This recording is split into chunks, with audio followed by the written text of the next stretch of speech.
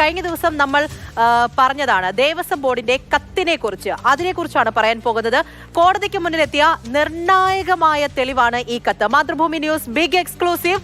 Unnikrishnan Potti Devaswom board president അയച്ച email സന്ദേശം അത് പുറത്തു വന്നതോടെ കൂടുതൽ പ്രതിരോധത്തിലായിരിക്കുന്നത് ശരിക്കും ദേവസ്വം ബോർഡ് തന്നെയാണ്.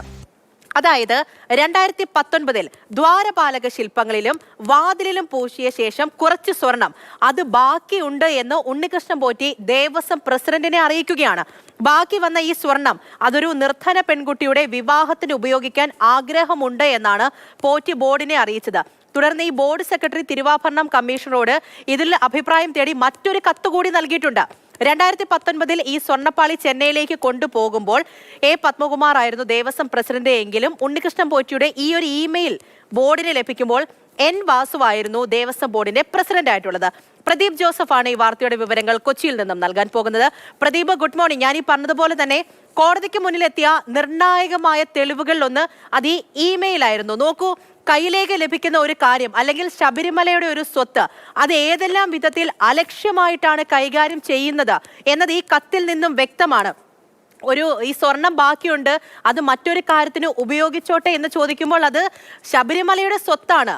അതങ്ങനെ ഒരു അഭിപ്രായം വരുമ്പോൾ ഇങ്ങനെയൊക്കെ കാര്യങ്ങൾ ചെയ്താൽ പ്രശ്നമുണ്ടോ എന്ന് ചോദിച്ച് മറ്റൊരു കത്ത് ദേവസ്വത്തിന്റെ ഭാഗത്ത് നിന്ന് പോവുകയാണ്.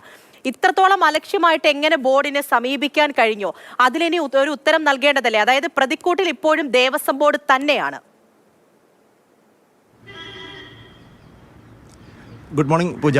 ശബരിമല ശ്രീകോവിലിലെ ദ്വാരപാലക ശില്പങ്ങളുടെ സ്വർണ്ണപ്പാളിക്ക് എന്ത് സംഭവിച്ചു എന്നറിയാനാണ് ഹൈക്കോടതി ഇന്നലെ വിശദമായ അന്വേഷണം പ്രഖ്യാപിച്ചത്.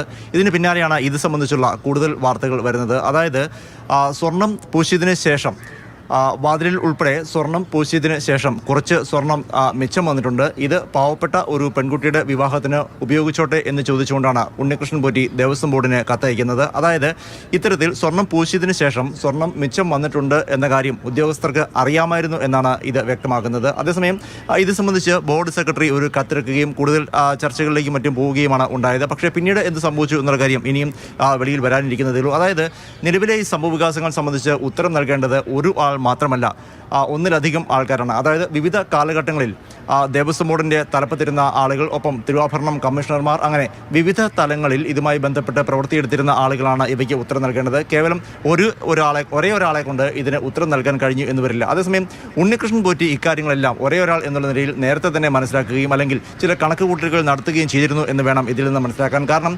അങ്ങേയറ്റം ബുദ്ധിപരമായാണ് എന്ന് വേണമെങ്കിൽ പറയാം. ഉണ്ണികൃഷ്ണൻ പോറ്റി ഇത് സംബന്ധിച്ച് ഒരു ഇമെയിൽ അയച്ചത് അദ്ദേഹത്തിൻ്റെ വിലാസത്തിൽ നിന്നല്ല, മറ്റൊരു വിലാസത്തിൽ നിന്നാണ്.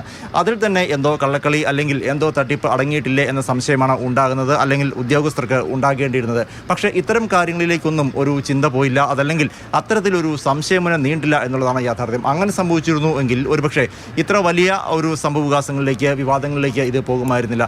നിർധനയായ ഒരു പെൺകുട്ടിയുടെ വിവാഹത്തിന് പൂശാൻ കൊണ്ടുപോയ സ്വർണത്തിൻ്റെ ബാക്കി വന്നത് ഉപയോഗിച്ചോട്ടെ എന്ന് ചോദിക്കുന്ന ഒരു സാഹചര്യം നമുക്കറിയാം. ഒരു ഔദ്യോഗികമായ ഒരു തരത്തിൽ സാധാരണ അങ്ങനെ സംഭവിക്കാറില്ലാത്തതാണ്. പക്ഷേ ഇവിടെ സംഭവിച്ചിരിക്കുന്ന പല കാര്യങ്ങളും അവിശ്വസനീയമാണ് എന്നതുകൊണ്ട് തന്നെയാവാം ഇതും വിശ്വസിക്കേണ്ടി വരുന്നത്. എന്തായിരുന്നാലും ഇത്തരമൊരു ഇമെയിൽ മറ്റൊരാളുടെ അഡ്രസ്സിൽ നിന്നാണ് ഉണ്ണികൃഷ്ണൻ പോറ്റി അയച്ചിരിക്കുന്നത്. ഇത്തരം കാര്യങ്ങളെല്ലാം ഹൈക്കോടതിയുടെ മേൽനോട്ടത്തിൽ നടക്കുന്ന ഈ അന്വേഷണത്തിലൂടെ പുറത്തു വരും എന്ന് തന്നെ കരുതേണ്ടിയിരിക്കുന്നു. ഇതിനായി വളരെ വിപുലമായൊരു അന്വേഷണം അനിവാര്യമാണ്. അന്വേഷണ കാലാവധി ഉൾപ്പെടെ ഹൈക്കോടതി നിശ്ചയിച്ച് നൽകിയിട്ടുണ്ട്.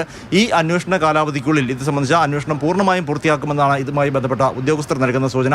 ഇനിയും വിവിധ തലങ്ങളിലുള്ള ചോദ്യം ചെയ്യൽ വേണ്ടിവരും. കാരണം ഈ സ്വർണം പൂശാൻ വേണ്ടി ചെന്നൈയിലേക്ക് ഇത്തരം വസ്തുക്കൾ കൊണ്ടുപോകുമ്പോൾ ദേവസ്വം ബോർഡിനെ നയിച്ചിരുന്ന ആളും പിന്നീട് ഇത്തരത്തിൽ ഉണ്ണികൃഷ്ണൻ പോറ്റി ഇമെയിൽ അയക്കുമ്പോൾ ദേവസ്വം ബോർഡിനെ നയിച്ചിരുന്ന ആളുകളൊക്കെ പല ആൾക്കാരാണ്. അതായത് കാലാകാലങ്ങളിലുണ്ടായ മാറ്റം, ഇത്തരം മാറ്റങ്ങൾ ഉൾപ്പെടെ ഈ വിഷയങ്ങളിൽ അങ്ങേയറ്റം പ്രധാനമാണ്. അതുകൊണ്ട് ഇത്തരം ചോദ്യങ്ങൾക്ക് ഉത്തരം പറയേണ്ടത് ഒരേ ഒരാൾ മാത്രമല്ല, ഒന്നിലധികം ആളുകൾ ഉത്തരം പറയാൻ ബാധ്യസ്ഥരാണ് എന്നുള്ളതാണ് യാഥാർത്ഥ്യം.